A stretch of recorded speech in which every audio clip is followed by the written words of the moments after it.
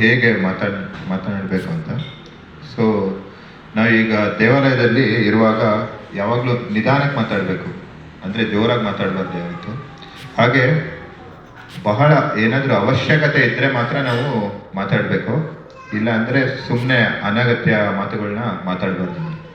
ಹಾಗೆ ನಮ್ಮ ಮಾತು ಬೇರೆಯವರಿಗೆ ಹಿತಕರವಾಗಿರಬೇಕು, ಅಂದರೆ ಯಾರಿಗೂ ನೋಯಿಸುವಂತೆ ಇರಬಾರ್ದು.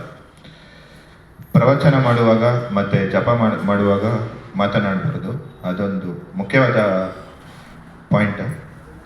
ಹಾಗೆ ಕೀರ್ತನೆ ಮಾಡುವಾಗ ಸಹ ಮಾತಾಡಬಾರ್ದು. ಇದೆಲ್ಲ ಗುರುಗಳಿಗೆ ಮತ್ತು ಭಗವಂತನಿಗೆ ಅಗೌರವ ಮಾಡೋ ಉಂಟಾಗುತ್ತೆ. ಮತ್ತು ನಮ್ಮ ನಾಲಿಗೆಯನ್ನು ಬರೀ ಭಗವಂತನ ವಿಚಾರ ಮಾತ್ರ ಚರ್ಚಿಸುವಂತಿರಬೇಕು. ಯಾವಾಗಲೂ ಭಗವಂತನ ವಿಚಾರನೇ ನಾವು ಮಾತಾಡಬೇಕು. ಮತ್ತು ಪ್ರಜಲ್ಪ ಮಾಡಬಾರ್ದು, ಅಂದರೆ ನಾನ್ ಸೆನ್ಸ್ ಟಾಕ್, ಅಂದರೆ ಅದು ಇದು ಆ ಥರ ಎಲ್ಲ ಏನೋ ಮಾತಾಡಬಾರ್ದು ಅಂತ ಹೇಳಿ. ಹರೇ ಕೃಷ್ಣ.